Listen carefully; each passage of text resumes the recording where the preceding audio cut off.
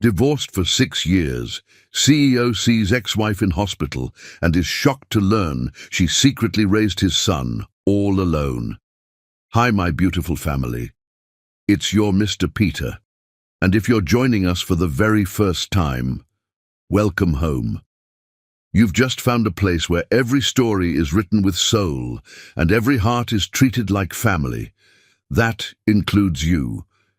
Before we begin, please allow me to cover you in this prayer, soft, healing, and sent with all my love.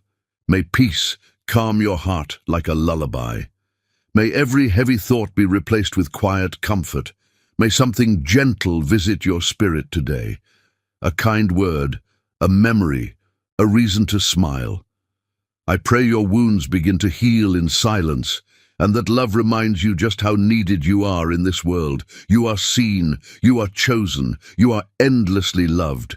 Now, my dear family, for the past 2 days, I've been fighting a strong migraine, the kind that presses on your body and spirit. If you've ever had one, please tell me. How did you get through it? Your advice, your prayers. I truly need them right now. And I'll be honest, today I felt a little hurt. I looked and there were so few likes, so few comments. It made me wonder, have you grown tired of me? I'm sorry. Maybe I got emotional, but it's only because I love you so deeply. This bond we have, it's not just YouTube to me, it's heart to heart. And sometimes I fear that one day I might not be here, that no one will tell you, Mr. Peter is no more. That's why I speak now. That's why I give my all. So please, don't leave this story in the middle. Every word was written with love for you. And when the story ends, I ask softly, rate it out of 10 in the comments. If you don't, I'll quietly mind. Not in anger, but because you matter to me. Like the video. Leave a kind word. Share it with someone who needs love. Let this family shine, strong, faithful, and full of heart. Let's begin.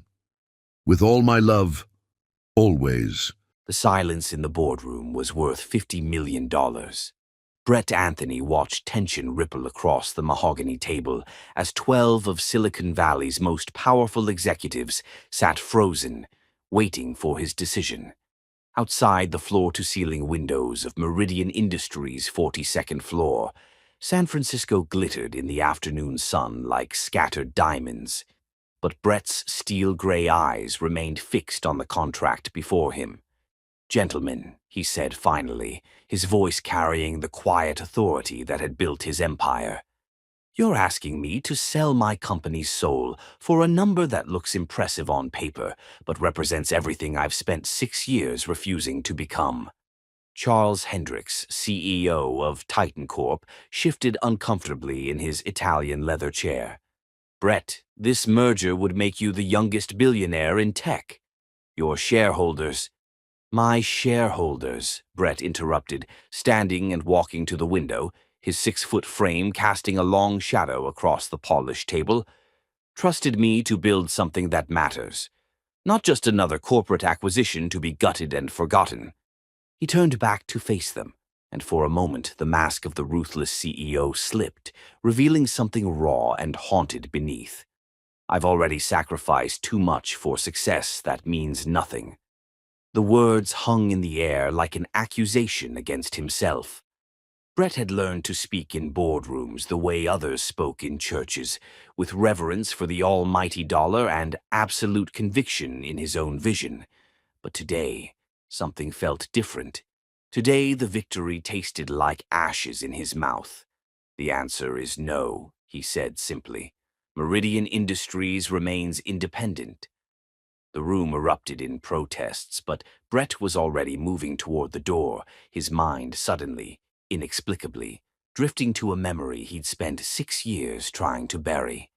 Elka laughing as she spun around their tiny apartment kitchen, flour in her dark hair, trying to teach him how to make bread from scratch. "You can't rush everything, Brett," she'd said, her warm brown eyes dancing with affection. "Some things need time to grow."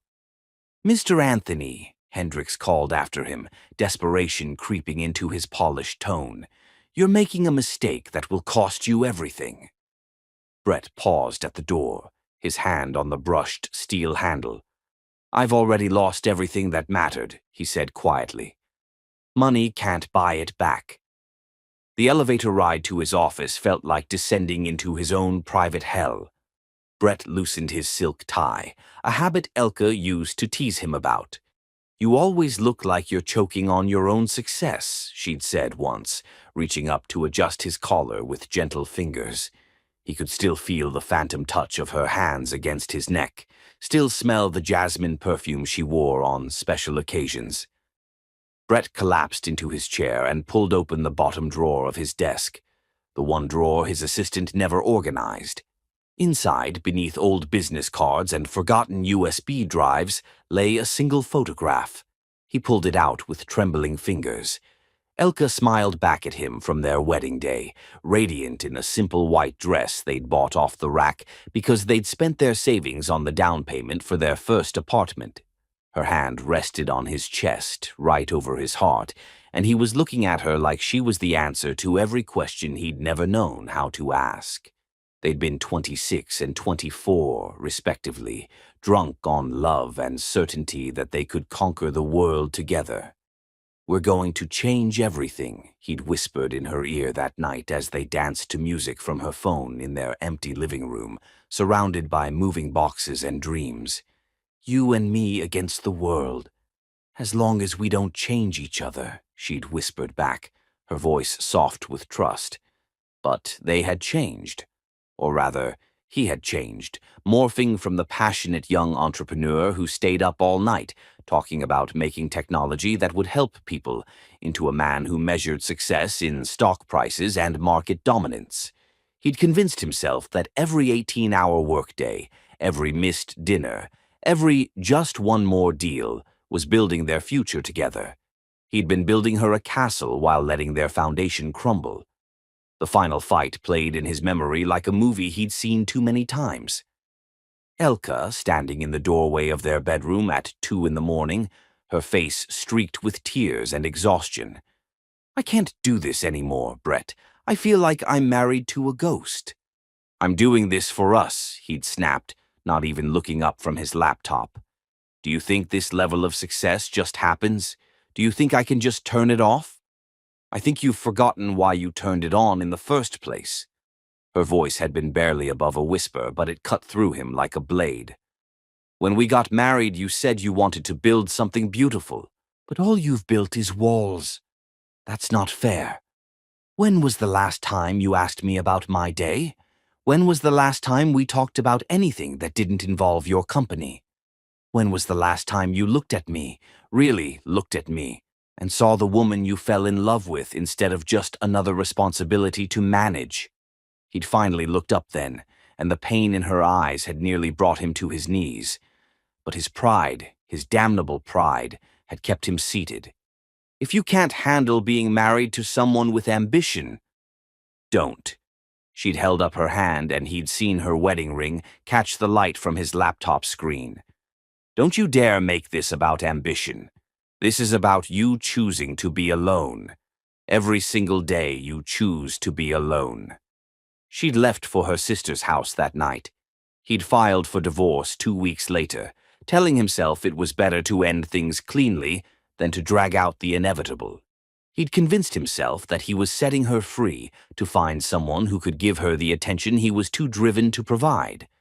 Now, 6 years later, holding her photograph in his empty office, Brett finally understood the truth.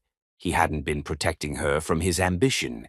He'd been protecting his ambition from her love, because somewhere deep down he'd known that if he'd allowed himself to truly love her the way she deserved, he might have become a different man entirely. The intercom buzzed, jolting him back to the present. "Mr. Anthony," his assistant's voice was professionally neutral, "your partner Joaquin is here for the celebration dinner. Should I tell him you're ready?" Brett carefully placed the photograph back in the drawer and straightened his tie. Outside, the city twinkled with the promise of another successful evening, another step up the ladder he'd been climbing alone for 6 years. "Tell him I'll be right there," Brett said, his voice steady despite the storm raging in his chest. As he stood and grabbed his suit jacket, Brett caught his reflection in the darkened window. He looked successful, powerful, untouchable. He looked exactly like the man he'd set out to become when he'd signed those divorce papers. He looked like a stranger. Tonight he would celebrate another victory in a war he was no longer sure he wanted to win. But first, just for a moment, he allowed himself to remember what it felt like to be the man who'd once promised a beautiful woman that they would change the world together. The man who'd kept only half that promise. Chapter 2. Code Blue. The champagne tasted like regret, but Joaquin Rivera was too drunk on success to notice. "To Meridian Industries," he bellowed, raising his crystal flute high above the rooftop restaurant where San Francisco's tech elite had gathered to celebrate their latest product launch. "And to my brilliant partner, Brett Anthony, who just told Titan Corp they could take their $50 million and invest it elsewhere." The crowd erupted in laughter and applause, but Brett barely heard them. He stood at the edge of the terrace, watching the city lights blur through his untouched champagne, his mind still trapped in that photograph from his desk drawer. The celebration felt hollow, like applauding an empty theater. "You look like a man who just won the lottery but lost his wallet," Joaquin said, appearing at Brett's elbow with slightly glassy eyes and a grin that belonged on a man half his 42 years. "What's eating you, hermano?" "We just launched the most innovative educational software platform in history, and you're standing here looking like someone died." Brett almost smiled at that. Someone had died. The man he used to be, the man who would have shared this moment with the woman he loved, who would have called her from the stage to tell her they'd just changed the world. That man had died 6 years ago in a lawyer's office, suffocated by pride and ambition. "Just thinking," Brett said, finally taking a sip of champagne that tasted like expensive bubbles and empty victories. "Dangerous habit," Joaquin chuckled, then suddenly clutched his chest, his face going white as the tablecloth. "Brett, The crystal flute shattered against the concrete as Joaquin collapsed, his body convulsing as cardiac arrest seized him like a vicious predator. Brett dropped to his knees beside his friend, his business training instantly replaced by the first aid certification he'd earned in college and never expected to use. "Call 911, he shouted to the crowd of frozen executives. "Now!" The next 20 minutes passed in a blur of sirens, EMTs, and the controlled chaos of emergency medicine. Brett rode in the ambulance, holding Joaquin's hand while paramedics worked over his friend's still form, and found himself praying to a God he'd stopped believing in around the same time he'd stopped believing in love. General Memorial Hospital at night was a different world. Harsh fluorescent lights casting everything in shades of urgency, the constant symphony of beeping machines and hurried footsteps echoing off sterile walls. Brett paced the cardiac ICU waiting room like a caged animal, his expensive suit wrinkled, his normally perfect hair disheveled from running his hands through it. Dr. Patel emerged from the treatment room at 11:47 p.m., her surgical mask hanging around her neck like a flag of surrender. "Your friend is stable," she said without preamble. "We've managed to restore normal rhythm, but the next 24 hours are critical. He's lucky you knew CPR." Brett nodded, relief flooding through him like warm water. "Can I see him?" "Family only for now. Are you—" "He doesn't have family," Brett said quietly. "I'm all he's got." Dr. Patel studied him for a moment, then nodded toward the ICU doors. "Room 314, but only for a few minutes." Brett walked through the automatic doors into the heart of the hospital, past rooms where other people's loved ones fought their own battles against mortality. The antiseptic smell triggered memories he'd buried. His father's final days in a place just like this, when Brett had been too young to understand death and too stubborn to cry. He was so lost in thought that he almost missed her. But then, like a ghost materializing from his deepest regrets, she was there. Elka Harms stood at the nurse's station 30 feet away, her dark hair pulled back in a practical ponytail, her scrubs the soft blue of a summer sky. She was exactly as beautiful as she'd been in his memories, but different too. There was a strength in her posture that hadn't been there before, a confidence that came from surviving storms and learning to dance in the rain. Time stopped. The hospital sounds faded to white noise. The world narrowed to just this moment, this impossible coincidence that felt like destiny laughing at his carefully constructed life. She turned, and their eyes met across the hallway. For a heartbeat, her professional composure cracked, and he saw recognition flash across her features like lightning. Her lips parted slightly, and he caught her sharp intake of breath, even from this distance. 6 years collapsed into nothing, and they were 26 and 24 again, standing in their empty apartment, promising each other forever. Then the moment shattered. Elka's expression shuttered, her warm brown eyes turning cold and professional. She turned back to the chart in her hands, dismissing him as effectively as if he'd never existed. But Brett had seen that flash of vulnerability, that instant of pain, and it hit him harder than any boardroom rejection ever could. He stood frozen in the hallway, watching her move with the practiced efficiency of someone who'd learned to save lives while he'd been learning to close deals. A young resident approached her with a question, and Brett caught the sound of her voice, still warm honey and late-night conversations, but with an authority that spoke of years spent making decisions that mattered. "Excuse me," said a voice behind him. "Are you Brett Anthony?" Brett turned to find a tall man in scrubs, his badge identifying him as Nurse Thompson. "Yes, your friend is asking for you. Room 314. Brett nodded, but his eyes were drawn back to Elka. She was walking away now, her steps purposeful, her shoulders straight. He memorized the way she moved, the way she paused to check on a patient through a doorway, the way she tucked a strand of hair behind her ear, a gesture so familiar it made his chest ache.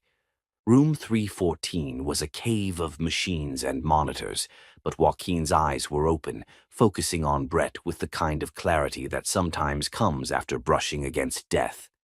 "Did I die?" Joaquin whispered, his voice hoarse from the breathing tube they'd removed.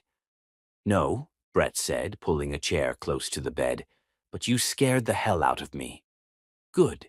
Joaquin managed a weak smile. "Maybe now you'll stop working 18-hour days and actually live a little." Brett was quiet for a moment, thinking about the woman in the hallway, about the roads not taken and the words never spoken.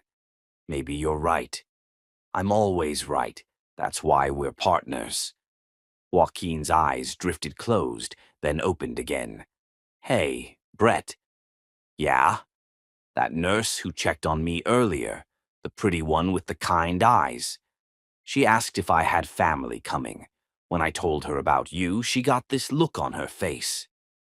Joaquin paused, studying Brett's expression. "You know her, don't you?" Brett's throat felt tight. I used to love her?" The question hung in the air like incense in a cathedral, heavy with the weight of confession. Brett had never told Joaquin about Elka, had never told anyone about the woman who'd owned his heart before he'd traded it for stock options and market share. "Yeah," he whispered. "I used to love her." "What happened?" Brett was quiet for so long that Joaquin's eyes started to drift closed again. Then, barely audible above the rhythm of the heart monitor, Brett spoke the truth he'd never admitted to himself. "I chose wrong." When Joaquin's breathing deepened into sleep, Brett sat alone in the mechanical twilight of the ICU, listening to the machines that were keeping his friend alive and thinking about the woman who'd once kept his soul alive. Outside the window, the city continued its restless dance of ambition and desire, but inside this small room, surrounded by the evidence of how quickly everything could change, Brett Anthony finally began to understand the difference between success and significance. Somewhere in this hospital, Elka was saving lives, making a difference that mattered, becoming the person she'd always been meant to be.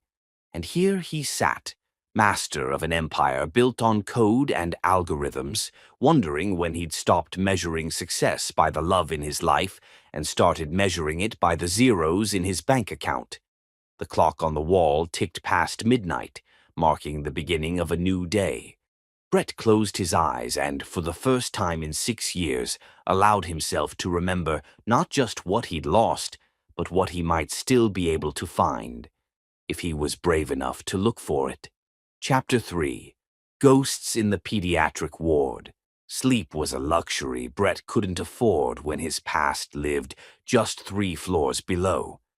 He'd spent the night in Joaquin's room, watching monitors and wrestling with memories.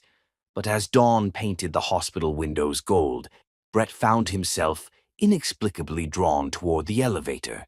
He told himself he was going to the cafeteria for coffee. He told himself he needed to stretch his legs. He told himself anything except the truth. That seeing Elka again had awakened something in him that 6 years of success hadn't been able to touch. The pediatric ward occupied the entire 7th floor, and the moment the elevator doors opened, Brett stepped into a different universe. Gone were the sterile whites and institutional grays of the cardiac unit. Here the walls burst with color, hand-painted murals of sailing ships and flying dragons, photo collages of smiling children, and artwork that could only have been created by small hands and boundless imagination. The sounds were different too. Instead of the mechanical beeping of life support machines, Brett heard laughter floating from a common room, the gentle murmur of bedtime stories being read, and something that made his heart stop entirely. Elka's voice, warm and musical, drifting from somewhere deeper in the ward. He followed the sound like a man following a siren's call, past rooms where brave little warriors fought battles that would have broken grown men.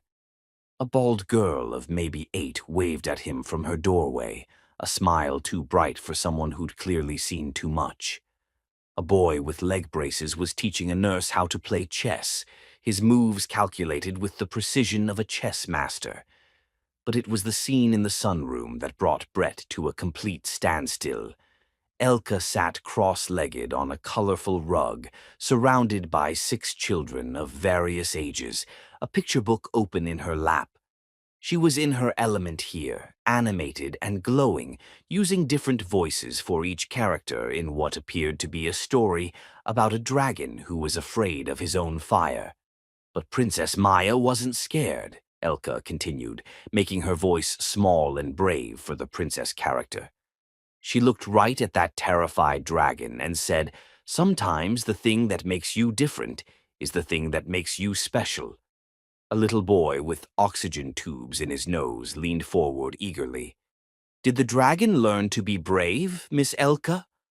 "Well," Elka said conspiratorially, "the dragon learned that being brave doesn't mean you're not scared. It means you do the right thing even when you are scared." Brett pressed himself against the doorframe, hidden in the shadows, watching this woman he'd once known better than his own heartbeat transform into someone magnificent. This was what she'd always been meant to do, not just heal bodies, but heal spirits. She'd talked about working with children during their marriage, had lit up whenever she'd mentioned her dreams of becoming a pediatric nurse, but he'd been too focused on his own ambitions to really listen. "Miss Elka," asked a girl with a bright pink headscarf covering her bald head, "do you think people can change? Like, really change?" Elka was quiet for a moment, her fingers absently smoothing the pages of the book. When she spoke, her voice carried a weight that suggested she wasn't just answering the child's question. "I think people change all the time, sweetheart. Every day we get to choose who we want to be. Sometimes we make mistakes, sometimes we hurt people we love, but every morning is a chance to be better than we were yesterday." "But what if someone really, really messed up?" the girl persisted. "What if they broke something important?" Elka's eyes grew distant, and Brett wondered if she could sense him watching her, if some part of her remembered how they used to be able to feel each other's presence across a crowded room. "Then they have to prove they've changed," she said finally. "Not with words, but with actions. Not just once, but every day for as long as it takes. And even then—" She paused, her voice dropping to almost a whisper. "Even then, sometimes broken things can't be fixed. Sometimes the best you can do is learn from the pieces." Brett felt those words hit him like physical blows. He started to step forward, some desperate part of him wanting to interrupt, to explain, to somehow bridge the chasm his choices had created. But then he heard footsteps behind him and turned to see a small boy approaching. The child couldn't have been older than 5, with caramel skin that perfectly blended Elka's warmth with something that made Brett's breath catch in his throat. The boy's hair curled in soft waves that Brett recognized from his own childhood photos, and when he looked up at Brett with serious dark eyes, it was like looking into a mirror that reflected not just features, but something deeper, an intensity, a way of observing the world that Brett had seen in his own reflection for 34 years. "Are you here to see someone?" the boy asked with the solemn politeness of a child who'd spent too much time around adults and medical situations. Brett crouched down to the boy's eye level, his heart hammering against his ribs. "I'm visiting a friend upstairs. What about you? Are you visiting someone too?" "My mama works here," the boy said proudly. "She takes care of sick kids and makes them feel better. She's the best nurse in the whole world." From the sunroom, Brett heard Elka's laughter as one of the children made a joke about the dragon in the story. The sound pulled at something deep in his chest, a longing so fierce it nearly brought him to his knees. "What's your name?" Brett asked, though part of him already knew the answer would change everything. "Willard," the boy said. "Willard Harms.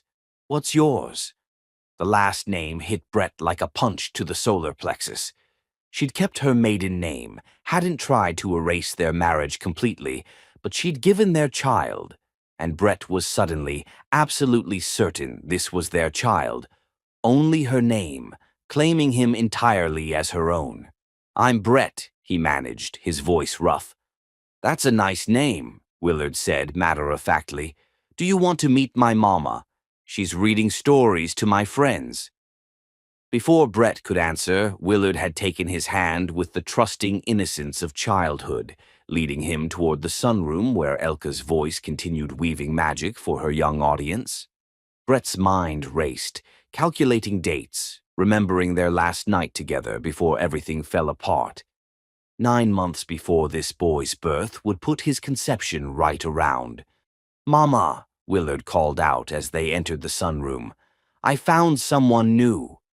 Elka looked up, and the moment her eyes met Brett's, the color drained from her face. The book slipped from her suddenly nerveless fingers, and Brett watched 6 years of carefully constructed composure crumble in an instant. "Children," she said, her voice carefully controlled despite the shock in her eyes. "Why don't you go find Nurse Williams? I think she has some new coloring books in her office." The kids scattered with the enthusiasm of youth, leaving Brett and Elka alone in the sunroom with Willard standing between them, a living bridge connecting their past to an impossible present. "Hello, Elka," Brett said quietly. "What are you doing here?" Her voice was steady, professional, but Brett could see the rapid pulse at her throat, could read the tension in her shoulders. "My business partner had a heart attack last night. I was visiting him upstairs and decided to wander around the children's ward." Her eyes flicked to Willard, then back to Brett, and he saw the fierce protectiveness of a mother recognizing a threat to her cub. "I heard your voice," Brett said simply. "I followed it." They stared at each other across 5 feet of colored carpet and 6 years of silence, while Willard looked between them with the confused curiosity of a child sensing undercurrents he couldn't understand. "Mama, do you know him?" Willard asked. Elka's mouth opened, then closed. Brett watched her struggle with how to answer, and in that struggle he saw the truth of everything. The late nights she'd worked to support them both, the strength she'd found to raise their son alone, the grace she'd shown in never demanding anything from the man who'd abandoned them both without even knowing it. "We knew each other a long time ago," she said finally, her eyes never leaving Brett's face. "Before you were born."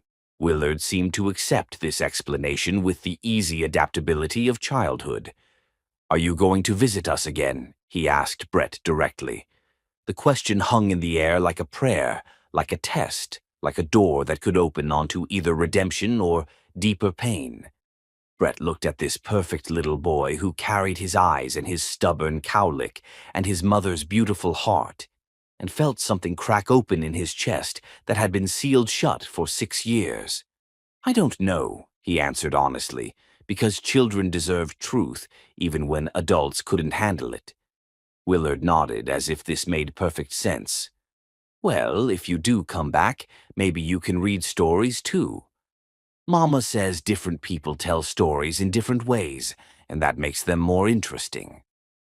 From somewhere down the hall, a voice called for Nurse Harms, and Elka straightened, her professional mask sliding back into place. "I have to go," she said. "Willard, stay in the common room until I get back." She moved toward the door, pausing just long enough to look back at Brett with eyes that held 6 years of questions and accusations and something that might have been hope, if hope could survive so much damage. "Goodbye, Brett," she said, and he heard all the weight of finality in those 2 simple words. But as she walked away, Brett remained standing in that sunroom, full of children's artwork and afternoon sunshine, with his son beside him asking if he knew any good stories about dragons. And for the first time in 6 years, Brett Anthony believed that maybe, just maybe, the most important story of his life was just beginning. Chapter 4. The Child with Familiar Eyes. The hospital cafeteria at 3 in the afternoon existed in a strange limbo between lunch and dinner, populated by exhausted residents, worried families, and lost souls like Brett, who couldn't seem to find their way back to the world outside these walls. He'd been coming here for 3 days now, telling himself he was checking on Joaquin's recovery. But really, he was hunting for glimpses of a woman who'd made it clear she wanted nothing to do with him. Each day he'd caught sight of Elka in hallways, always moving with purpose, always looking through him as if he were made of glass. Each day the weight of recognition had grown heavier in his chest. Today was different. Today he wasn't alone at his corner table with his untouched sandwich and cold coffee. "Are you going to eat that?" Brett looked up to find Willard standing beside his table, small hands pressed against the edge, dark eyes fixed on the turkey sandwich that had been sitting untouched for 20 minutes. The boy wore jeans with grass stains on the knees and a t-shirt featuring a cartoon dinosaur that had seen better days. "I'm not very hungry," Brett said, pushing the plate toward the boy. "Would you like it?" Willard climbed into the opposite chair with the unself-conscious confidence of childhood and began methodically deconstructing the sandwich, eating the turkey first, then the cheese, leaving the bread for last. Brett watched, fascinated by the boy's systematic approach to his meal. "Mama says I eat weird," Willard said around a bite of cheese, apparently reading Brett's expression. "But I like to taste each thing by itself first, then all together. It's like listening to all the instruments in a song separate before you hear the whole music." The observation was so unexpectedly sophisticated that Brett felt his chest tighten. "That's actually very smart. Most people never think about how things work together." Willard beamed at the praise, then pulled a small notebook from his pocket and opened it on the table. The pages were filled with intricate drawings, not the typical scribbles of a 5-year-old, but detailed sketches of buildings, machines, and geometric patterns that showed an understanding of perspective and design that should have been years beyond his age. "What are you working on?" Brett asked. I'm designing a hospital for dinosaurs, Willard said seriously, turning the notebook so Brett could see. See, regular hospitals are built for people, but dinosaurs would need different things, like really big doors for the long-neck ones, and special rooms for the flying ones, and swimming pools for the water dinosaurs. Brett leaned forward, genuinely intrigued. The drawings were remarkably sophisticated, showing not just the exterior of buildings, but cross-sections revealing interior layouts, elevators that could accommodate massive creatures, and even what appeared to be specialized medical equipment. "This is incredible," Brett said, and meant it. "How did you learn to draw like this?" Willard shrugged, continuing to work on his sketch.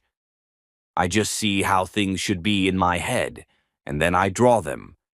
Mama says I have an imagination that works in 3 dimensions, whatever that means." Brett's throat felt tight. He'd been exactly the same as a child, constantly building things with blocks, drawing elaborate blueprints for tree houses that defied the laws of physics, seeing the world not as it was, but as it could be. His mother had called it his architect's brain. His father had worried it meant he spent too much time alone.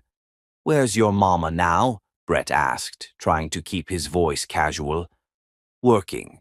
She has to help a little girl who's scared of getting shots, so she sent me down here to get a snack." Willard looked up from his drawing. "She doesn't know I'm talking to you. She said you were someone from before, and that sometimes people from before should stay there." The words hit Brett like a physical blow, but he tried not to let it show. "What do you think about that?" Willard considered this with the gravity of a much older person. "I think grown-ups make things more complicated than they need to be. Like, if someone was nice to you before, why can't they be nice to you now?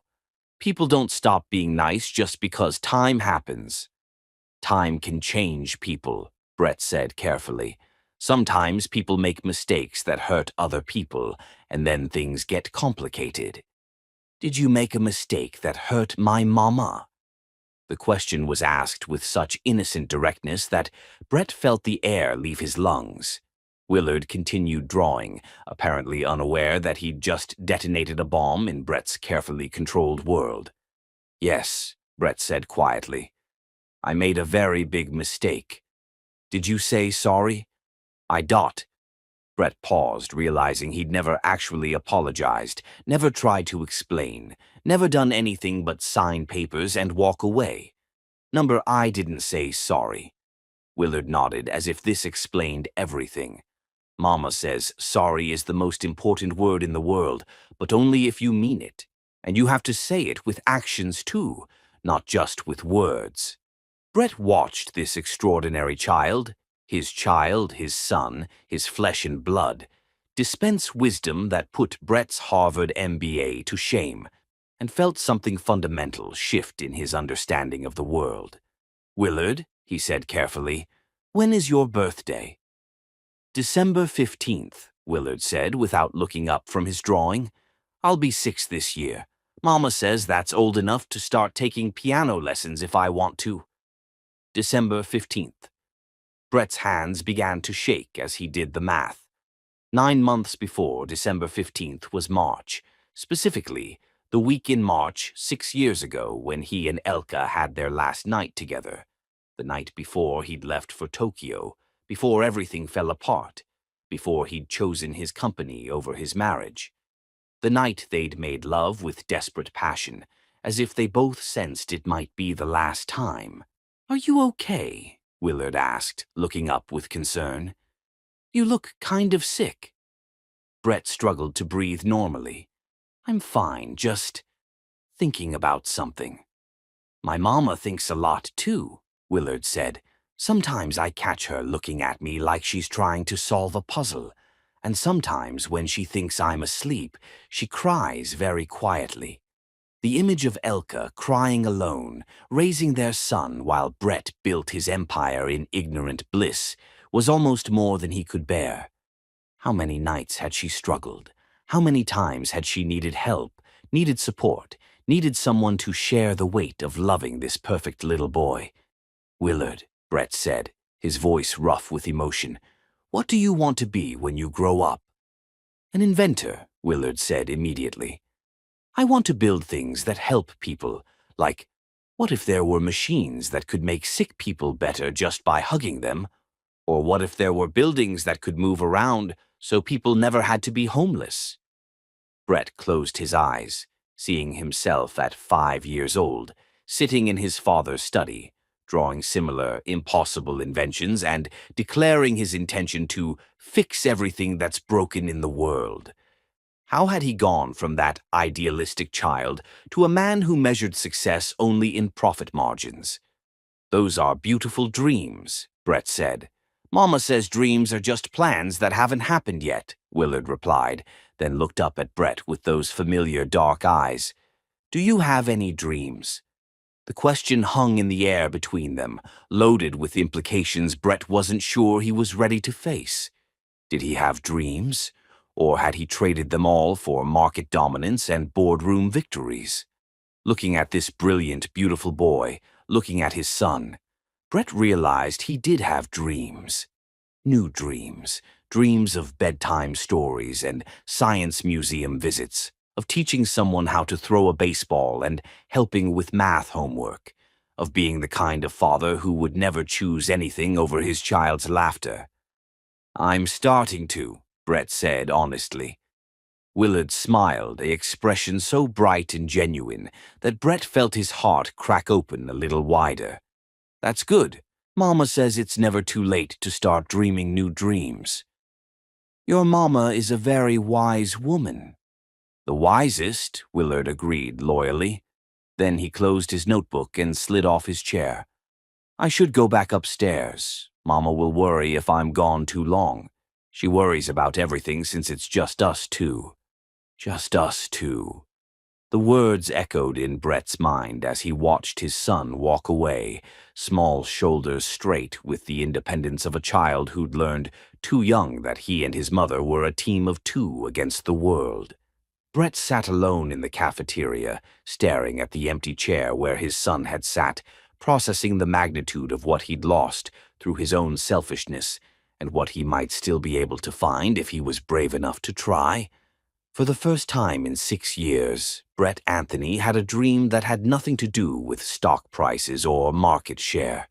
He dreamed of becoming the man his son already thought he could be, someone who said sorry with actions, someone who built things that helped people, someone who understood that the most important success in life couldn't be measured in dollars but in the love and trust of the people who mattered most.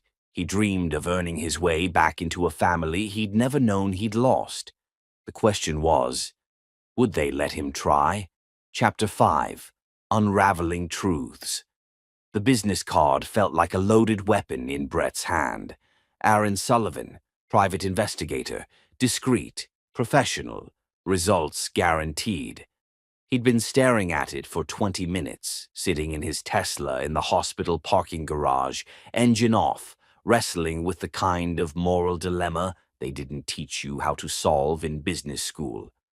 The investigator had come highly recommended by his attorney, a man who specialized in finding information that people preferred to keep hidden.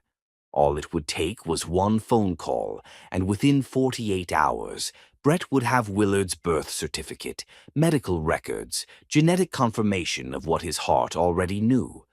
But using a private investigator felt like a violation of everything Elka had built in their years apart, a crude intrusion into the life she'd created without him. She'd made it clear she wanted nothing to do with him, and here he was, contemplating the professional equivalent of breaking into her privacy. His phone buzzed with a text from his assistant. "Board meeting moved to 4 p.m. Henderson Industries wants to discuss the partnership proposal." Brett stared at the message, realizing that for the first time in his professional life, a board meeting felt irrelevant. Henderson Industries could offer him all the partnerships in the world, and it wouldn't change the fact that upstairs in this hospital, his son was probably helping his mother comfort frightened children, while Brett sat in a parking garage contemplating hiring strangers to spy on them. He tore the business card in half. Instead of making the call that would have given him answers, Brett found himself walking back into the hospital and taking the elevator to the 7th floor. He'd spent the last 3 days learning the pediatric ward's rhythms, shift changes, meal times, visiting hours. He knew that Elka worked 3 12-hour shifts a week, that she preferred the day shift when she could help it, and that she often stayed late when one of her young patients needed extra comfort. The volunteer coordinator's office was tucked between the gift shop and the Family Resource Center, a cluttered space that smelled like coffee and determination. Janet Morrison, a 60-something woman with silver hair and eyes that missed nothing, looked up from her computer with the kind of smile that could comfort grieving families or intimidate hospital administrators, depending on the situation. "Can I help you?" "I'd like to volunteer," Brett said, the words coming out steadier than he felt. "In the pediatric ward." Janet's eyebrows rose slightly. "That's wonderful. We can always use more help, especially men willing to work with the children. May I ask what brings you to us?" Brett had rehearsed several answers to this question, but standing in Janet's office, all his practiced explanations crumbled into something simpler and more honest. "I want to help," he said. "I want to do something meaningful." Janet studied him for a long moment, taking in his expensive suit, his obvious discomfort with the institutional furniture, the way his eyes kept drifting toward the hallway leading to the pediatric ward. "Volunteering with sick children isn't like writing a check to charity, Mr. Anthony. Brett Anthony. Mr. Anthony, these kids don't need your pity or your guilt. They need your presence, your patience, and your genuine care. They can smell insincerity from a mile away, and they have no use for people who think they can fix everything with good intentions and deep pockets." The words stung because they hit so close to home, but Brett didn't flinch. "I understand. Do you? Because some of these children are going to die. Some of them are in pain every single day. Some of them have been abandoned by parents who couldn't handle having a sick child, and some of them are going to break your heart just by existing." Brett thought about Willard's matter-of-fact explanation of his dinosaur hospital, about the bald girl who'd waved at him from her doorway, about Elka reading stories with a voice that could make even dragons seem less frightening. "I'll contact. We can expedite your clearance to 2 weeks. You'll still need background checks and basic child safety certification." 2 weeks? Brett's heart sank. 2 weeks felt like a lifetime when he'd already lost 6 years. "Mr. Anthony," Janet said gently, "if you're serious about this, if you really want to help these children, then you'll understand that we have protocols for their protection. They've been through enough." Brett nodded, accepting the stack of paperwork Janet handed him, knowing she was right but feeling the weight of lost time pressing against his chest like a physical ache. He'd already restructured his responsibilities at Meridian, promoting his VP of operations and delegating day-to-day management so he could focus on what suddenly mattered most. He was halfway to the elevator when he heard the commotion. A child's screams echoed from the direction of the treatment rooms, the kind of heartbroken sobbing that spoke of pain and terror in equal measure. Brett found himself moving toward the sound without conscious thought, following the desperate cries to a room where medical staff were trying to calm a boy of maybe 7 who was fighting them with the strength of absolute panic. "No needles," the boy sobbed. "Please, no more needles. I want to go home." Brett could see Elka through the doorway, her face a mask of professional compassion, as she tried to soothe the terrified child. But even she seemed to be struggling with this one. The boy was beyond rational comfort, lost in the kind of fear that could only be understood by someone who'd lived it. Without thinking, Brett stepped into the room. "Hey there," he said quietly, his voice cutting through the chaos. "That's a pretty impressive roar you've got there. Are you practicing to be a dragon?" The boy's sobs quieted slightly, confusion replacing pure terror. Brett could feel the surprised stares of the medical staff, could sense Elka's shock at his sudden appearance, but he kept his focus on the frightened child. "Sir, you can't be in here," a nurse began. "It's okay," Elka said quickly, recognizing that Brett had somehow connected with Tyler in a way none of them had managed. "Just stay back and let him try." "I'm designing a hospital for dragons," Brett continued, slowly moving closer. "But I can't figure out how to make it so the dragons don't get scared of the doctors. Maybe you could help me." The boy hiccuped, his tears still flowing but his attention caught. "Dragons aren't scared of anything." "That's what I thought too," Brett said, settling into a chair beside the bed. "But then I started thinking about it, and even dragons must get scared sometimes. I mean, what if a dragon had to get a shot to make him better? Even if he knew it would help him breathe fire properly again, the needle might still be scary, right?" The boy nodded slowly, apparently intrigued by this line of reasoning. "So maybe," Brett continued, "the Dragon Hospital needs special brave-making rooms, places where dragons can practice being brave before they have to do scary things." "How do you practice being brave?" the boy asked. Brett glanced around the room, taking in the concerned faces of the medical team, the way Elka was watching him with something that might have been amazement. "Well," he said, "my friend Willard told me that being brave doesn't mean you're not scared. It means you do the right thing even when you are scared. So maybe dragons practice by doing small brave things first, and then bigger brave things, until they're ready for the really big brave things." The boy was quiet for a moment, considering this. What if the dragon had someone to hold his hand? Even brave dragons might want someone to hold their hand. "I think," Brett said seriously, "that's the smartest idea any dragon architect has ever had." 20 minutes later, the boy had received his injection with only a few quiet tears, his hand firmly clasped in Brett's, talking about whether dragon hospitals should have flying landing pads or swimming pools for water dragons. As the medical team finished up and prepared to move the boy back to his room, Elka approached Brett with an expression he couldn't read. "That was—" she began, then stopped, shaking her head. "I've never seen Tyler respond to anyone like that. He's been here for 3 weeks, and this is the first treatment he's accepted without sedation. Kids just need to know someone understands," Brett said, aware that they were having their first real conversation in 6 years and trying not to read too much into her willingness to talk to him. "How did you know about Willard?" she asked quietly. Brett felt his heart stop. "What? You mentioned him, about being brave even when you're scared." Elka's eyes searched his face. "Willard told me he talked to someone in the cafeteria, someone who listened to him talk about his dinosaur drawings." The moment stretched between them, loaded with 6 years of secrets and the weight of truth hanging in the balance. Brett could lie, could pretend it was coincidence, could protect them both from the conversation they weren't ready to have. Instead, he chose honesty. "He's an extraordinary kid," Brett said. "Smart, creative, kind. You've done an amazing job raising him."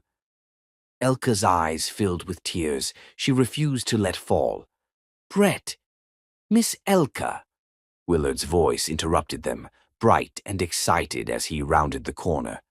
"I finished the swimming pool section for the water dinosaurs. Want to see?" He skidded to a stop when he saw Brett, his face lighting up with the uncomplicated joy of childhood. "Hey, you came back. I told you Mama tells the best stories." Brett looked at his son, then at Elka, and saw his entire future balanced on the edge of this moment. He could walk away, protect them all from the complications his presence would bring. He could go back to his empire and his empty victories and let them continue their life as a team of two. Or he could stay and fight for the chance to become the man they deserved, not the successful CEO who'd chosen wrong 6 years ago, but the father and partner who might still have time to choose right. Yeah, Brett said, meeting Willard's eager gaze while feeling Elka's careful attention. I came back, and I'd love to see what you've been working on. As Willard grabbed his hand and began pulling him toward the family room, chattering excitedly about underwater breathing apparatus for aquatic dinosaurs, Brett caught Elka's eye one more time. In her expression, he saw fear and hope warring with each other, saw the protective mother and the woman who'd once loved him completely fighting for control. But most importantly, he saw the door to possibility cracking open, just wide enough for someone determined to prove they'd change to squeeze through. It would have to be enough to start with. Chapter 6. Playing with Fire. The confrontation had been building for 2 weeks, like a storm gathering strength, and when it finally broke, it shattered the careful politeness they'd maintained in front of Willard and the hospital staff. Elka found Brett in room 318, an empty patient room that smelled of disinfectant and unspoken truths. She closed the door behind her with the quiet click of finality, her face a mask of controlled fury that Brett recognized from their worst arguments 6 years ago. "What the hell do you think you're doing?" Her voice was low but vibrating with an anger that made the air itself feel dangerous. Brett looked up from the volunteer schedule he'd been studying. His clearance had come through that morning, making his presence official after 2 weeks of background checks and rapid training. He took in the rigid line of her shoulders, the way her hands were clenched into fists at her sides, the fire in her dark eyes that could still make his pulse race, even when it was directed at him with lethal intent. "I'm volunteering," he said carefully, "just like I told Janet I wanted to. Don't."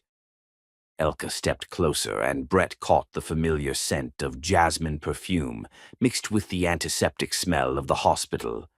"Don't you dare stand there and pretend this is about charity. You've been here every day for 2 weeks, Brett. Every single day. You think I haven't noticed you, accidentally, showing up wherever Willard happens to be? He's a great kid. He's my kid." The words exploded out of her like a dam bursting, years of protective fury pouring into the sterile room.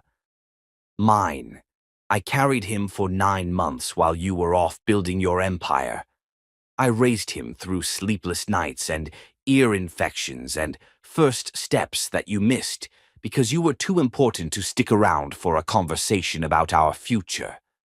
Brett felt each word like a physical blow, but he forced himself to meet her eyes. "Elka, if you'd just let me explain." "Explain what?" She laughed, but there was no humor in it, only bitter pain.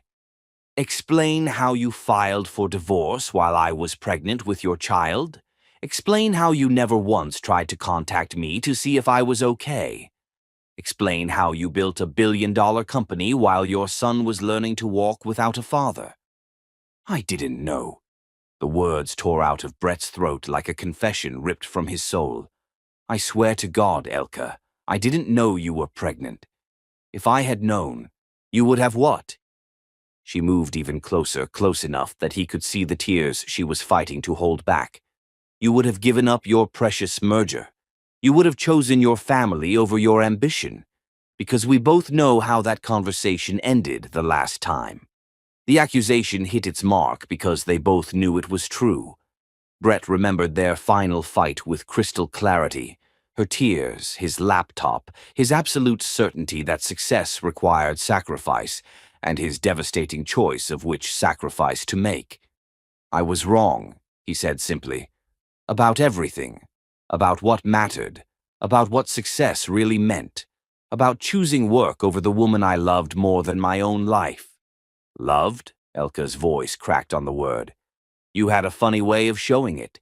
Do you know what it was like, Brett? Do you have any idea what it was like to be pregnant and alone, watching the news to see if my ex-husband was dating someone new while I was throwing up every morning and working double shifts to pay for prenatal care?" Brett closed his eyes. the image she painted hitting him like a physical assault. "Elka." "I waited for you to call," she continued, her voice dropping to a whisper that somehow carried more weight than her shouting. "For months I waited. Even after the divorce was final, even after Willard was born and I was so tired I could barely function, part of me kept hoping you'd somehow know, somehow come back." "Why didn't you tell me?" Brett asked desperately. "Why didn't you call me when you found out you were pregnant?" Elka stared at him for a long moment, and when she spoke, her voice was filled with a sadness that cut deeper than her anger. "Because you'd already shown me what I was worth to you. You'd already made it clear that your company was more important than our marriage, more important than any future we might have had together. What was I supposed to do, call you up and say, 'Hey, Brett, I know you don't want a life with me, but how about a child?' I would have. You would have what? Married me out of obligation, resented me for trapping you, spent the rest of our lives making me feel like I'd ruined your dreams." Elka shook her head, tears finally spilling over. "I loved you too much to do that to either of us." The words hung between them like a bridge made of broken glass, beautiful and dangerous and impossible to cross without bleeding. "So you made the decision for both of us," Brett said quietly. "I made the decision to protect my child from a father who might see him as an obligation instead of a gift."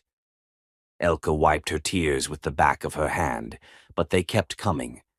"I made the decision to raise him, knowing he was wanted and loved, even if it meant doing it alone." Brett felt something crack open in his chest, something that had been sealed shut since the day he'd signed those divorce papers.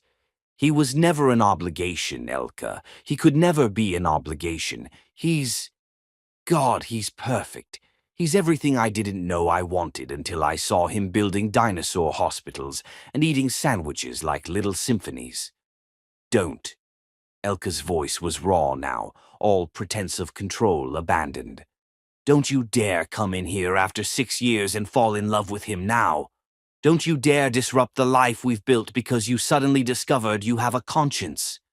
"I'm not trying to disrupt anything." "Then what are you trying to do?"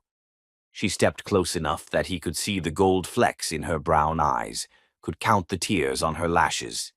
"Because if you think you can just waltz back into our lives because you're lonely or guilty or whatever this is, you're wrong. Willard doesn't need a part-time father who'll disappear the minute business gets interesting again." "I'm not going anywhere," Brett said fiercely. "I'm not the same man who chose wrong 6 years ago. I'm not the man who was too blind to see that you and our family were the only success that ever mattered.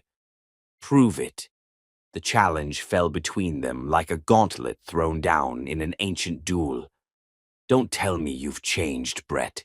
Show me. Show Willard. Show us both that this isn't just another one of your acquisitions, another problem you can solve with determination and good intentions." They stared at each other across 3 feet of hospital air, thick with 6 years of pain and regret, and love that had never really died, just gone underground like a river flowing through stone. "I will," Brett said finally. "However long it takes, whatever I have to do, I'll prove to you that I've learned the difference between success and significance.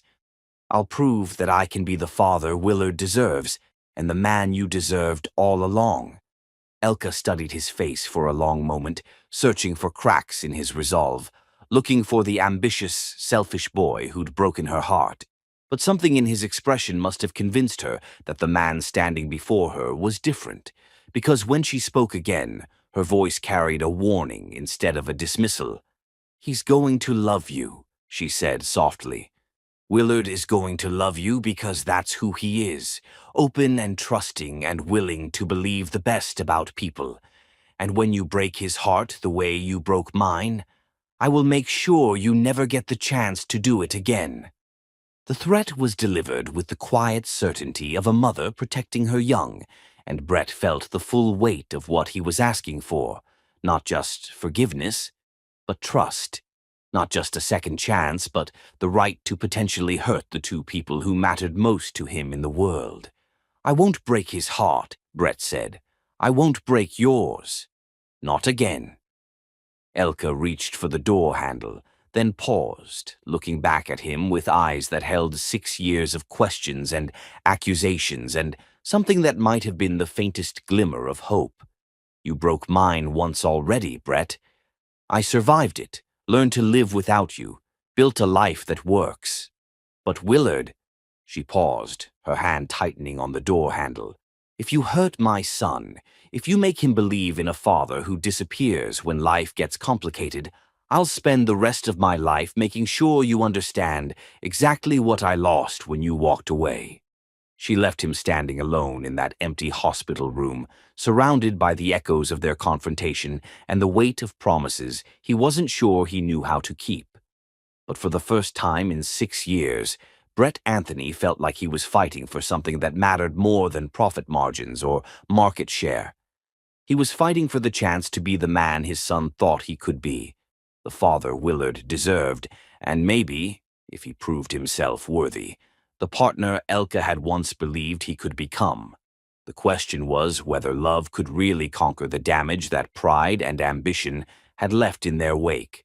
Only time would tell, and time was the one thing Brett couldn't acquire, couldn't rush, couldn't control. He could only earn it one day at a time, one choice at a time, one chance to choose right instead of wrong. Chapter 7. The Storm Breaks. Brett's world had been built on control, but grief, it turned out, was an anarchist. It hit him in waves over the next 3 days, in the elevator when he heard a child laugh, in his empty office when he found himself Googling child development milestones, in the middle of board meetings when he'd catch himself calculating how many bedtime stories he'd missed, how many scraped knees had gone uncomforted, how many proud moments had passed unwitnessed. 5 years and 3 months. That's how much of Willard's life had happened without him. First breath, first smile, first solid food, first steps that Elka had probably recorded on her phone, watching alone in their apartment, with no one to share the miracle of their son's achievement. First words that Brett would never hear, first day of preschool that had come and gone without a father's proud kiss. Goodbye. Birthdays. 5 birthdays with candles and wishes, and a little boy who'd probably asked his mother why other kids had daddies, and he didn't. The realization brought Brett to his knees in his private bathroom at Meridian Industries, dry heaving over the Italian marble toilet, while his secretary knocked discreetly on the door, asking if the Henderson Industries meeting could be moved because Mr. Anthony seemed to be feeling unwell, as if grief was something that could be cured with antacids and a good night's sleep. By Thursday, Brett couldn't stand his own company anymore. He found himself back at the hospital, not for his scheduled volunteer hours, but because it was the only place where the air didn't feel thin with regret. He'd completed the background checks and training with a speed that had impressed even Janet Morrison, throwing himself into learning about child development, medical trauma, and therapeutic play with the same intensity he'd once reserved for hostile takeovers. He found Willard in the art therapy room, surrounded by construction paper and safety scissors, working on what appeared to be an architectural masterpiece involving at least 14 different colors and enough glue to hold a building together. "Hey there, Dragon Architect," Brett said, settling into one of the child-sized chairs that made him feel like a giant in a dollhouse. Willard looked up with that smile that could stop traffic. Elka's warmth combined with something that Brett was beginning to recognize as his own stubborn optimism. "Brett, look what I'm making." Willard held up his creation, which appeared to be a cross between a spaceship and a castle, complete with landing pads and what looked like a moat filled with glitter. "It's a flying hospital for dragons who live on clouds." "That's incredible," Brett said, and meant it. "How do the ground dragons visit their flying friends?" "Oh, that's easy." Willard began pulling out another piece of paper covered in detailed sketches. See, there are these special elevators that go straight up through the clouds, and they're big enough for even the biggest dragons, and they play music so the dragons don't get scared of heights. Brett watched his son explain the intricate engineering of interdimensional dragon transportation with the kind of passionate detail that most adults reserved for their life's work, and felt something profound shift in his understanding of what mattered in the world. "Willard," he said carefully, "can I ask you something?" "Sure. Do you ever wonder about your dad?" Willard's hands stilled on his artwork, and for a moment, Brett worried he'd overstepped, pushed too hard into territory that wasn't his to explore. But then Willard nodded, his expression growing thoughtful. "Sometimes," he said quietly. "Mama says he wasn't ready to be a daddy when I was born, but that doesn't mean there was anything wrong with me." Brett's throat felt tight. "Your mama is very wise. She says maybe someday he'll be ready, and maybe someday he won't. But that my job is just to be the best Willard I can be, and that's enough." Each word was like a small miracle of grace, proof of the incredible mother Elka had become, proof of the strength she'd found to protect their son from the pain of abandonment, while keeping her own heart open to hope. "What do you think about that?" Brett asked. Willard considered this with the gravity of someone much older.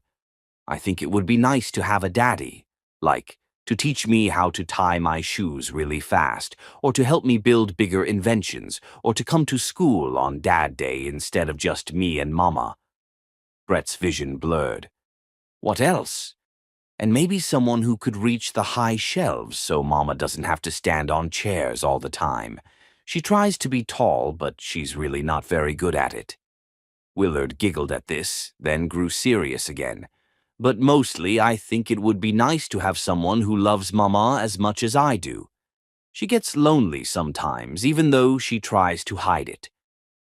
The innocence of it, the pure-hearted wish for his mother's happiness above his own needs, nearly broke Brett completely. Here was this extraordinary little boy, wise beyond his years, more concerned with his mother's loneliness than his own lack of a father. "Willard," Brett said, his voice rough with emotion, "if your dad showed up tomorrow, what would you want to tell him?"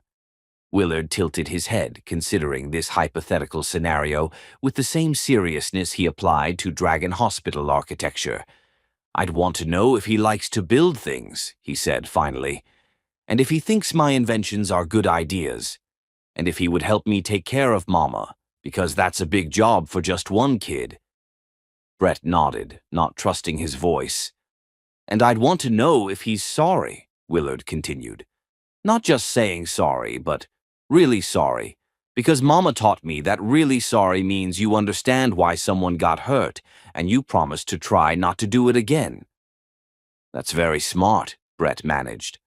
"And then I'd probably hug him," Willard said matter-of-factly, "because even if he made mistakes, everyone deserves hugs when they're trying to be better." Brett couldn't speak, couldn't breathe. This perfect, beautiful, wise little boy, his son, was offering forgiveness to a hypothetical father with the kind of grace that most adults spent lifetimes trying to learn. "Willard," Brett said finally, his voice barely above a whisper, "what if I told you that your dad is here? What if I told you that he's been looking for ways to become the kind of man who deserves to know you?" Willard's eyes went wide, the construction paper forgotten in his small hands. "Really?" Brett nodded, tears streaming down his face without shame or embarrassment. "Really? And he's so sorry, Willard. He's sorry he missed your first steps and your first words and every birthday candle you've ever blown out. He's sorry he wasn't there to help your mama when she was tired, sorry he wasn't there to reach the high shelves and teach you to tie your shoes. Is he—" Willard's voice was small, uncertain. "Is he you?"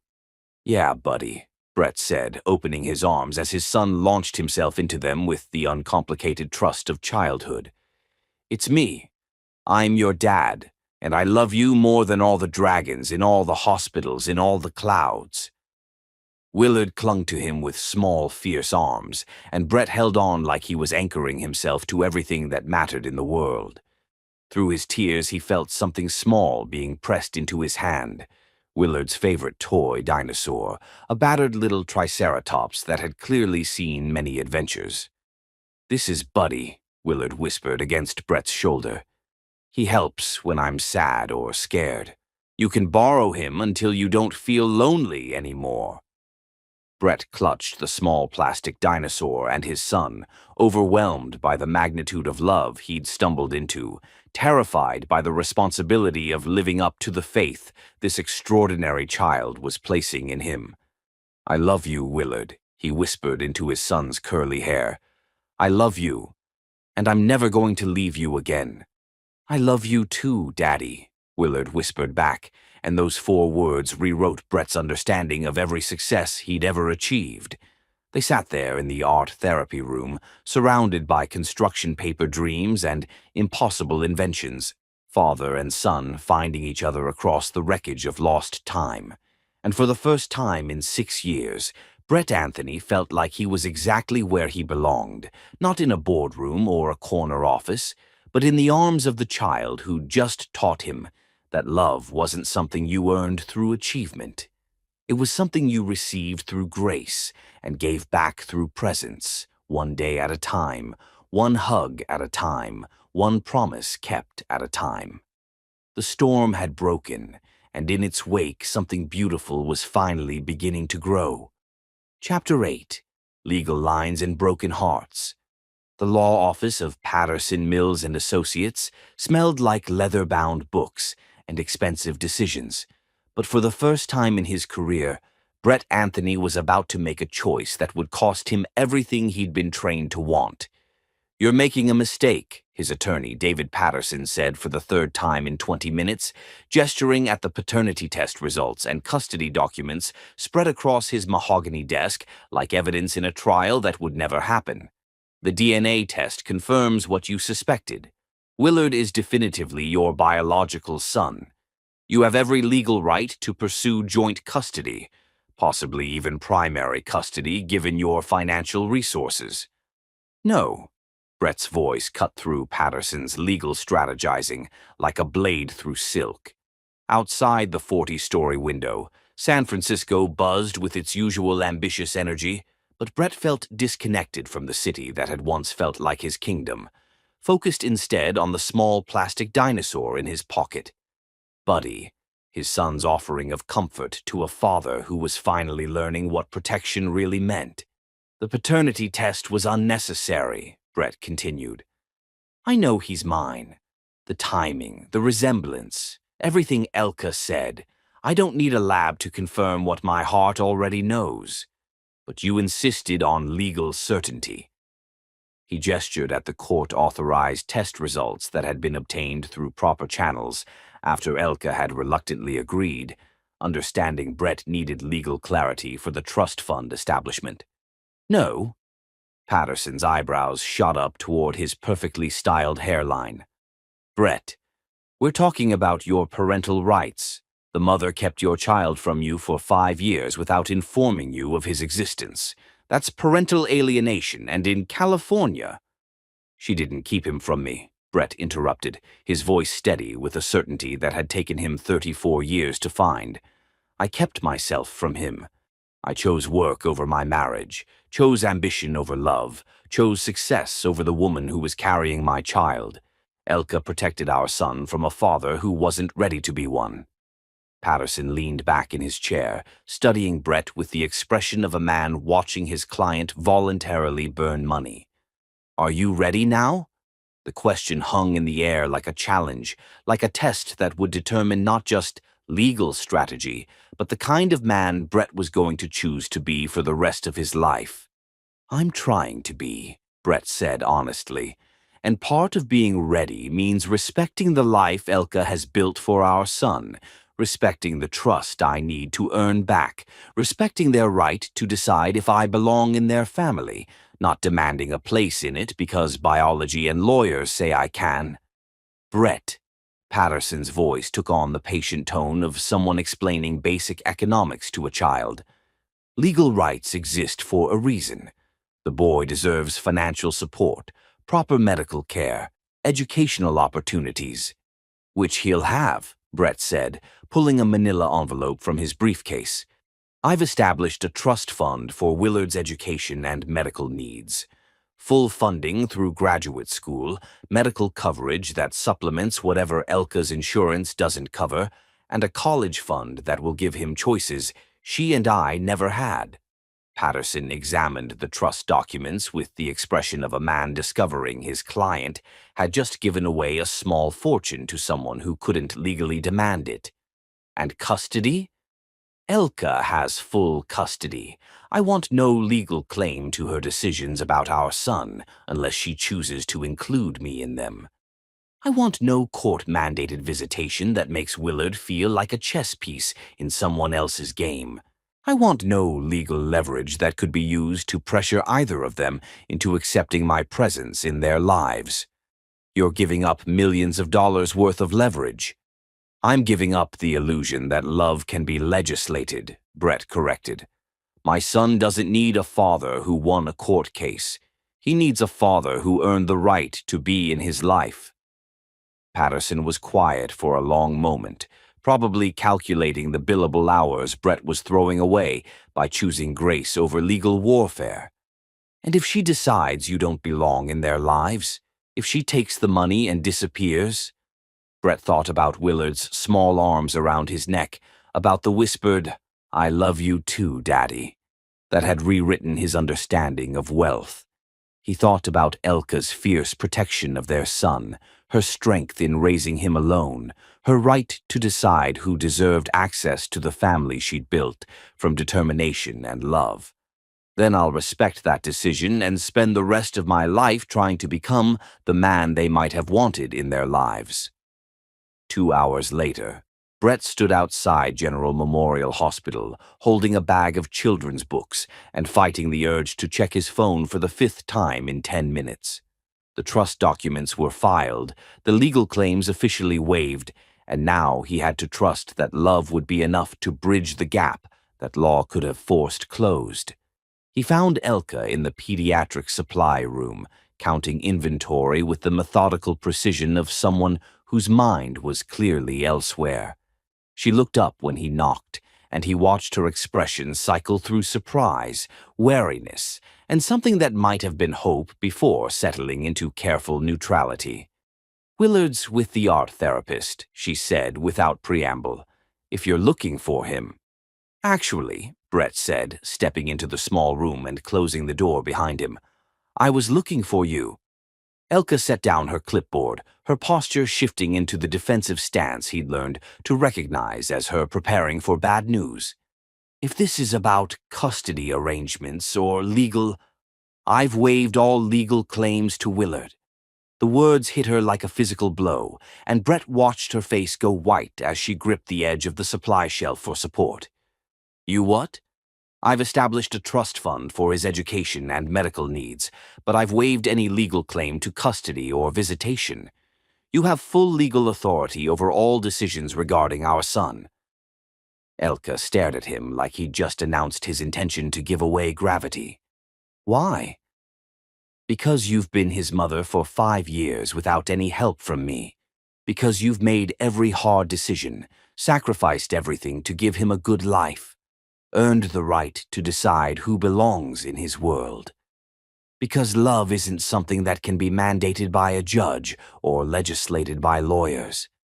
"Brett," Elka's voice was barely above a whisper, "do you have any idea what you've just done? You're a billionaire. You could have hired the best attorneys in the country, could have argued parental alienation, could have traumatized our son by turning his family into a battlefield," Brett finished. "Could have forced you to accept my presence out of legal obligation instead of choice. Could have taught Willard that love is something you take instead of something you earn." Elka's eyes filled with tears she was fighting to control. "You could have won. I could have lost everything that mattered by winning everything that didn't. They stood in that small supply room surrounded by bandages and antiseptic, the sterile supplies of healing, while something indefinable but precious began to heal between them. "The trust fund," Elka began, "has no strings attached. It's Willard's, regardless of whether you ever want to see me again. His education, his medical care, his future. That's not contingent on anything I want or need from either of you." "Why?" she asked again, and this time the question carried 6 years of pain and disbelief. "Because 5 years ago I had a choice between my family and my ambition, and I chose wrong. Today I had a choice between what I wanted and what you and Willard needed, and I chose right. Maybe for the first time in my adult life." Before Elka could respond, the supply room door burst open and Janet Morrison appeared, her face white with the kind of fear that hospital staff learned to mask but never quite managed to hide. "Elka, we need you in the ER. Now." "What's wrong?" Elka was already moving, her maternal instincts triggered by the urgency in Janet's voice. "It's Willard. He collapsed during art therapy. High fever, difficulty breathing. The paramedics are bringing him up from the children's ward now." Brett felt the world tilt sideways, felt every molecule of air leave the hospital as the words registered. Willard, his beautiful, brilliant son who'd given him a plastic dinosaur for comfort, was being rushed to the emergency room. Elka was already running toward the elevator, and Brett followed, his heart hammering against his ribs as they rode down in silence thick with parental terror. In the ER, they found controlled chaos. Doctors, nurses, machines all focused on a small form on a gurney that looked impossibly fragile under the harsh fluorescent lights. "Pneumonia," Dr. Patel explained quickly to Elka while Brett hung back, unsure of his place in this medical emergency. "Severe respiratory distress. We need to get him stabilized and on oxygen immediately." Brett watched his son, pale, unconscious, fighting for breath, and felt every successful moment of his adult life revealed as meaningless noise in the face of this one small boy's struggle to breathe. "Can I?" he started to ask, then stopped, remembering that he just legally established himself as having no right to be here, no claim to the decisions being made about Willard's care. Elka looked at him across the chaos of medical intervention, and for a moment, 6 years of careful distance collapsed. "Yes," she said simply, "you can stay. He's your son too." And so Brett Anthony, billionaire CEO who'd just given away his legal rights to fatherhood, stood beside the woman he'd never stopped loving and watched medical professionals fight to save the child who'd just taught him the difference between success and significance, between taking what you wanted and earning what you needed. Some battles, he realized, were too important to be won through force. Some victories could only be achieved through surrender. Chapter 9. When Walls Come Down. Time moved differently in the pediatric ICU, measured not in hours but in heartbeats, not in minutes but in the rhythm of ventilators and the soft beeping of monitors that tracked the fragile thread connecting their son to life. Brett had been sitting beside Willard's bed for 18 hours, holding a small hand that felt impossibly delicate in his own, while machines breathed for the child who'd just taught him how to love unconditionally. The pneumonia had struck hard and fast. One moment, Willard had been explaining the aerodynamics of cloud dragons. The next, he was fighting for every breath. "The antibiotics are working, Doctor," Patel had assured them during her morning rounds. "His oxygen levels are improving, but pneumonia in children can be unpredictable. The next 24 hours are critical." Elka sat in the chair opposite Brett, her scrubs wrinkled from sleeping in them, her eyes red-rimmed from exhaustion and tears she'd only allowed herself to shed when she thought Brett wasn't looking. They'd barely spoken since the crisis began, both focused entirely on the small figure between them, who represented their entire world. "You should go home," Brett said quietly, his voice hoarse from hours of reading aloud to their unconscious son. Get some sleep, take a shower. I'll stay with him." Elka looked up from the medical chart she'd been studying. Even off duty, she couldn't stop being a nurse, couldn't stop trying to understand every detail of Willard's treatment. "I'm not leaving him." "Elka, you haven't slept in almost 2 days. You're not helping him by making yourself sick." "I said I'm not leaving him." The words came out sharper than she'd intended, loud enough to disturb the medical hush of the ICU. She immediately looked around apologetically, then back at Brett with eyes that held all the protective ferocity of a mother defending her young. Brett understood. In the face of their child's mortality, everything else, their history, their pain, their carefully constructed boundaries, had become irrelevant. There was only Willard fighting for his life while they fought against the helplessness of watching. "Then let me go get you some coffee," Brett offered, "and maybe some food that isn't from a vending machine." Elka was quiet for a moment, then nodded. "The cafeteria coffee is terrible, but there's a little place called Rosie's about 3 blocks away. Willard and I go there sometimes when I have long shifts. They know how I like my coffee." The information was offered like a small gift, a glimpse into the life she and Willard had built together, the routines and rituals that had sustained them through 5 years of being a family of 2. "How do you like your coffee?" Brett asked. "2 sugars, extra cream, and—" She hesitated, then smiled for the first time since Willard had collapsed. "They make these terrible blueberry muffins that Willard loves. He calls them skyberry cakes because the blueberries look like little blue clouds." Brett felt his throat tighten at the image of his son inventing poetic names for bakery items, of Elka indulging his imagination while building a life full of small joys despite his absence. One skyberry cake coming up. When Brett returned an hour later, he found Elka reading to Willard from a worn copy of Where the Wild Things Are, her voice soft and musical as she brought Morris Sendak's monsters to life for their sleeping child. And Max, the king of all wild things, was lonely and wanted to be where someone loved him best of all, she read, her voice catching slightly on the words. Brett set her coffee and muffin on the bedside table and settled back into his chair, listening as she continued the story. When she finished, she closed the book and looked at Brett with eyes that seemed to see him clearly for the first time since he'd walked back into their lives. "He asked me about you, you know," she said quietly. "When he was 3, he started noticing that other kids had daddies. He wanted to know where his daddy was, if his daddy loved him. If maybe his daddy was just lost and trying to find his way back home." Brett felt each word like a small knife to the heart, but he didn't interrupt, sensing that this was something Elka needed to say, a story she'd been carrying alone for too long. "I told him that his daddy lived far away, that he had important work to do, but that didn't mean there was anything wrong with Willard. I told him that sometimes grown-ups make mistakes, but that children are never mistakes." "Elka, let me finish."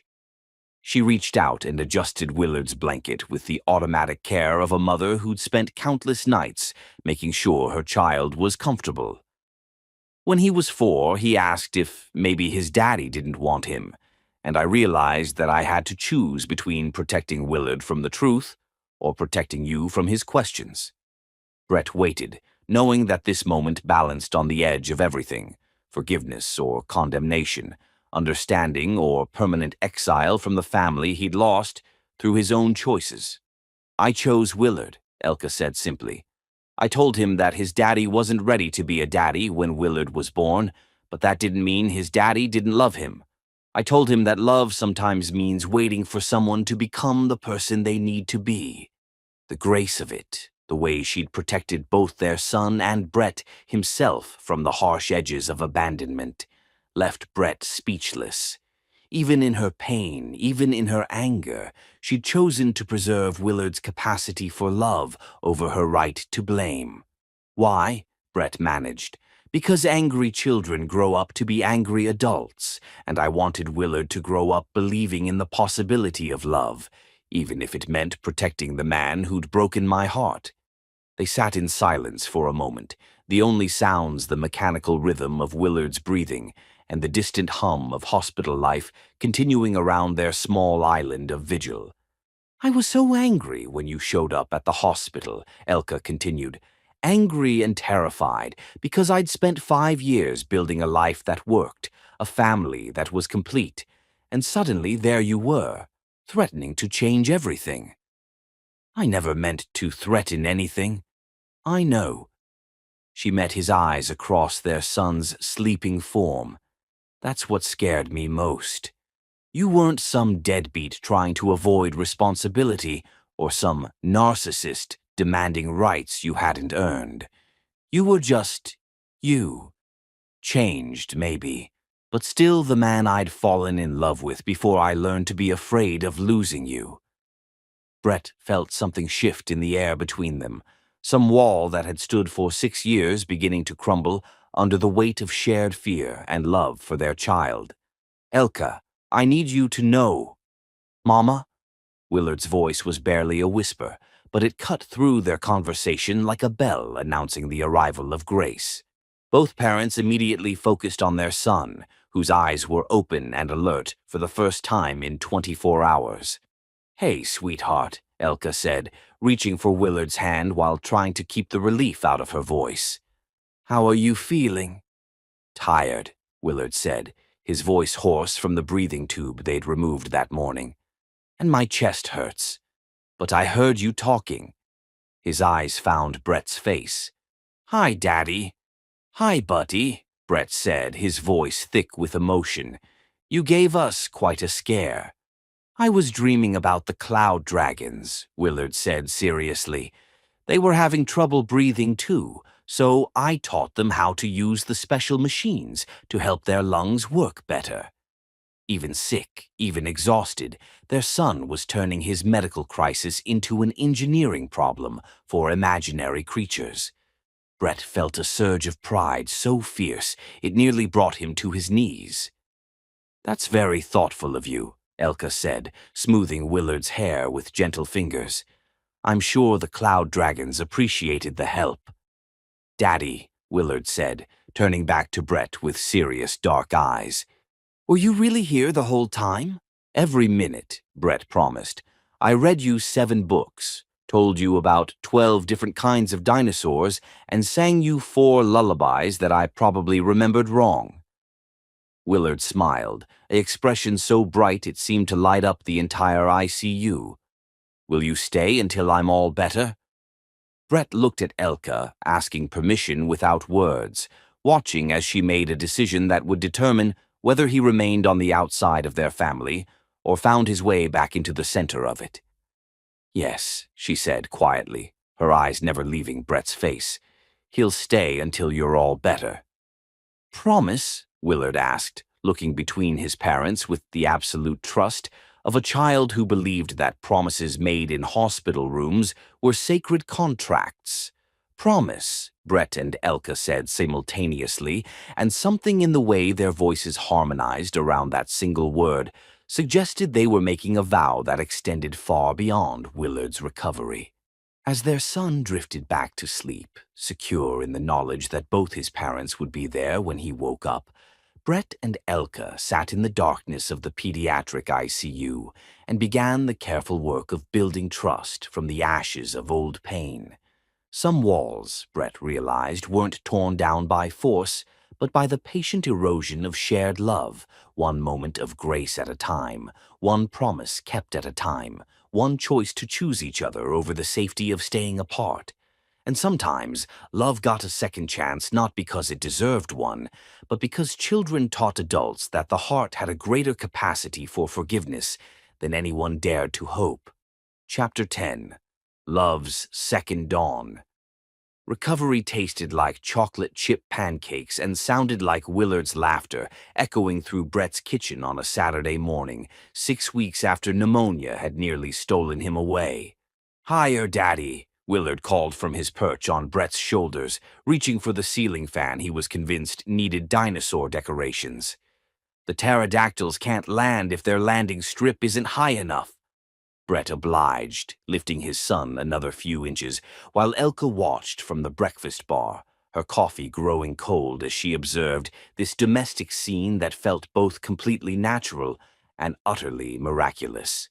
She'd been staying at Brett's Nob Hill penthouse since Willard's discharge, and over the past month and a half, they'd carefully rebuilt their relationship, not as the young couple they'd been, but as the mature adults they'd become. "Be careful with him," Elka said, but her voice carried laughter instead of worry. "He just got his strength back." "I'm being very careful with our dragon architect," Brett said, gently lowering Willard to the couch and settling beside him. "In fact, I think someone who's been such a brave patient deserves a special adventure. What do you think about spending the weekend at a cabin by the lake?" Willard's eyes went wide with excitement. "A real cabin? With a real lake? Can we build boats and feed ducks and roast marshmallows?" "All of that and more," Brett promised, then looked at Elka with an expression that asked for permission while hoping for something deeper. "If your mama thinks it's a good idea."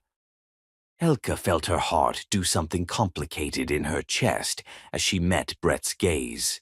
These past 3 weeks had been a careful dance of rediscovery, stolen conversations during Willard's naps, shared glances over bedtime stories, moments when their hands would brush reaching for the same coffee cup, and neither would pull away immediately. They'd been falling in love again in slow motion, learning each other as the people they'd become, rather than the people they'd been.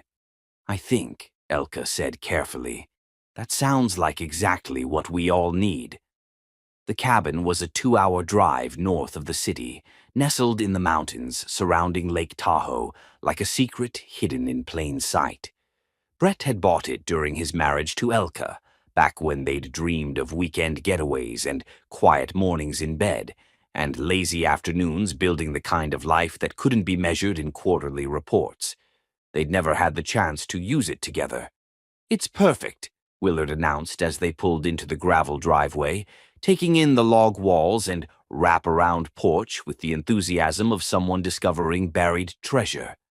"It looks like where forest dragons would live if they wanted to vacation by the water." Brett carried their bags while Elka and Willard explored the property, and he couldn't help but smile as he watched his son point out optimal locations for dragon landing pads, while Elka examined the flower gardens that had grown wild in the years since Brett had last visited. "You've kept it exactly the same," Elka said when Brett joined them on the dock that extended into the crystal-clear water of the lake. "I couldn't bring myself to change anything," Brett admitted. "It felt like changing it would be admitting that what we'd planned here was never going to happen." Elka was quiet for a moment, watching Willard attempt to convince a family of ducks that his shoelaces would make excellent nesting material. "What did we plan here?" she asked softly. Brett felt his chest tighten with the memory of dreams they'd shared over takeout, Chinese food and architectural magazines, sketching additions to the cabin on napkins, and planning a future that had felt as solid as the mountains surrounding them. "Everything," he said. "We planned lazy Sunday mornings and Christmas by the fireplace, and maybe—" He paused, unsure if he had the right to voice those old dreams. "Maybe what?" "Maybe teaching our kids how to fish off this dock. Maybe building tree houses and hosting birthday parties and creating the kind of family memories that last forever." Elka's eyes filled with tears, but she didn't look away. "We can still do those things, you know. Not the same way we planned them, but maybe better. Maybe with more appreciation for how precious they are." That evening, they roasted marshmallows on the fire pit Brett had built into the back deck, Willard providing detailed commentary on the optimal marshmallow-to-chocolate ratio for s'mores, while the sun painted the lake in shades of gold and amber. "Mama," Willard said around a mouthful of graham cracker and melted chocolate, "do you think the water dragons are having their own campfire down at the bottom of the lake?" I think they're probably jealous of our marshmallows, Elka said, wiping chocolate from his chin with the automatic care of motherhood. Water dragons probably have to settle for s'mores made with seaweed and fish. That sounds gross, Willard said matter-of-factly. Maybe we should invent underwater campfires for them. Daddy, do you think fire can burn underwater if you engineer it right? Brett listened to his son's impossible questions and his ex-wife's patient answers, and felt something settle in his chest that he hadn't even realized had been restless. This was what he'd been searching for in all those boardrooms and business deals, not the acquisition of wealth or power, but the creation of moments that mattered, the building of love that would last long after quarterly reports were forgotten. Later, after Willard had fallen asleep on the couch in front of the fireplace, surrounded by picture books and toy dinosaurs, Brett and Elka found themselves alone on the deck, sharing a bottle of wine and the kind of comfortable silence that had once been their specialty. "He's incredible," Brett said, watching their son sleep through the glass doors. "Smart and kind and imaginative and— God, Elka, you've done such an amazing job with him." "We've done an amazing job with him," Elka corrected gently. "These past few weeks, watching you with him, Brett, you're the father I always hoped you'd be. Patient and present and completely in love with everything about him." "I'm completely in love with everything about both of you," Brett said quietly, the words slipping out before he could second-guess them.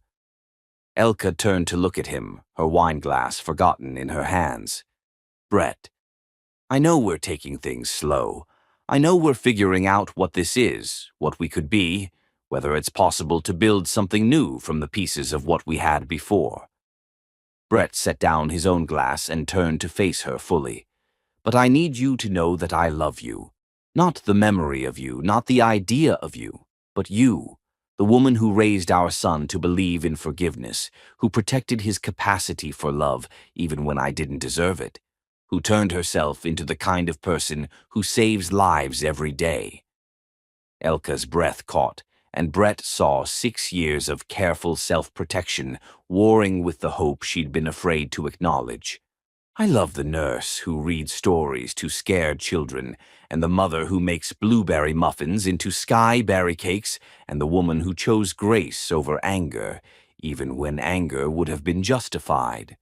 Brett reached for her hand, intertwining their fingers the way they used to when the world felt too big, and they were all each other needed to make it manageable.